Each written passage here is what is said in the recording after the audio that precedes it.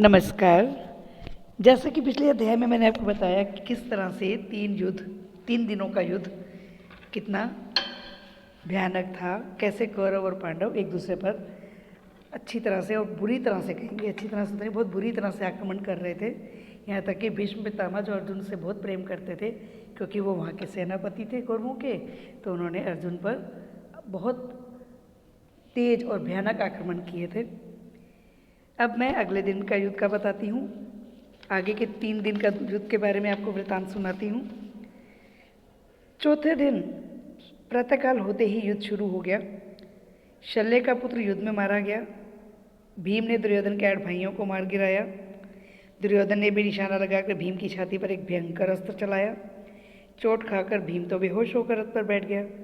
अपने पिता का भीम का यह हाल देखकर उनका पुत्र जो कि हिडिंबा और भीम का पुत्र था घटोत्कच, वो तो क्रोध के मारे बहुत ही जो है उत्तेजित हो गया और क्रोधित होकर उसने तो भीषण युद्ध प्रारंभ कर दिया, क्योंकि वो तो राक्षसी का बेटा था। तो वो भीम खुद ताकतवर और उधर से हिडिंबा तो वो तो और भी ताकतवर था। तो भीषण युद्ध करने लगा। तो उसके इस भीषण युद्ध के सामने तो कौरव सेना टिकी ना सकी। सेना को व्याकुल होता देखकर भीष्म ने तो युद्ध बंद कर दिया और सेना को वापस भेज दिया। उस दिन के युद्ध में दुर्योधन के बहुत से भाई मारे गए। अब दुर्योधन को चिंता सताने लगी और अपने मन में दुखी भी हो गया और अपने शिविर में आकर बैठ गया दुखी मन से। उसकी आंखों में आंसू भी थे, क्योंकि उसने अपने प्यारे भाइयों को खो दिया था।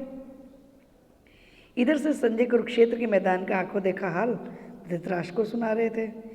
संजय को कुछ ऐसी शक्ति मिली हुई थी कि वो धृतराष्ट्र के सामने बैठकर भी, ऐसी दिव्य शक्ति थी उनके पास कि वो वहीं से धृतराष्ट्र के सामने बैठे बैठे ही पूरे युद्ध का हाल देख सकते थे और वहाँ से देखकर धृतराष्ट्र को सुनाते थे। युद्ध का वर्णन सुनकर धृतराष्ट्र भी बहुत दुखी हो गए। वह दुख जब उनकी सहन शक्ति पर भारी हो जाता था तो वह कुछ ना कुछ कह सुनकर अपना जो है मन हल्का करते थे। दुर्योधन बहुत देर तक चिंतित होकर अपनी छावनी में बैठा रहा और ऐसे बैठे बैठे ही उसको नींद आ गई। अगले दिन यानी 5वें दिन प्रातःकाल ही दोनों पक्षों की सेना एक बार फिर से युद्ध के लिए तैयार हो गई और युद्ध शुरू हो गया। उसी दिन शाम होने तक अर्जुन ने हजारों कौरव सैनिकों को मार गिराया। यह देखकर पांडव सेना के वीरों ने अर्जुन को चारों ओर से घेर लिया और उसकी खूब खुशी होकर जय जयकार करने लगे। और तभी सूरज डूब गया और भीष्म ने युद्ध बंद करने की आज्ञा दे दी। दोनों पक्षों के सैनिक थके हुए तो थे ही, वो तुरंत ही अपने अपने छावनियों में वापस चले गए। अब अगले दिन यानी 6ठे दिन सुबह होते ही फिर से युद्ध शुरू हो गया और दोनों पक्षों की बहुत ज़्यादा जान और माल की हानि हुई। युद्ध का तो मैंने आपको पहले भी बताया था, जब युद्ध होगा तो जान और माल की हानि होगी। जान यानी लोगों की और माल यानी युद्ध के अस्त्रों की, शस्त्रों की, घोड़ों की, सबकी हानि होगी। किंतु अंत में द्रोण ने ऐसा भयानक युद्ध किया कि पांडव सेना तक के भी पांव उखड़ गए।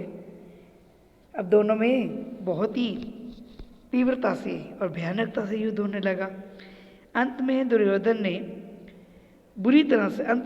जो बहुत बुरी तरह घायल हो गया और मूर्छित होकर रथ पर फिर गिर पड़ा। तब कृपाचार्य ने बड़ी चतुराई से उसे अपने रथ पर ले लिया, जिससे दुर्योधन की जान बच गई। सूर्यास्त होने तक युद्ध चलता रहा। सूर्यास्त के बाद युद्ध समाप्त कर दिया गया था। जैसा कि मैंने आपको भी पहले ही बताया था कि सूर्यास्त होते ही युद्ध समाप्त हो जाता है। और आज का युद्ध इतना भयानक था, इतना भीषण था कि धृष्टद्युम्न और भीम के कुशलता से शिविर में लौट आने पर युधिष्ठिर बहुत खुश हुए, क्योंकि उन्हें लग रहा था कि आज पता नहीं कौन वहाँ पर ख़त्म होगा और कौन जीवित बचेगा।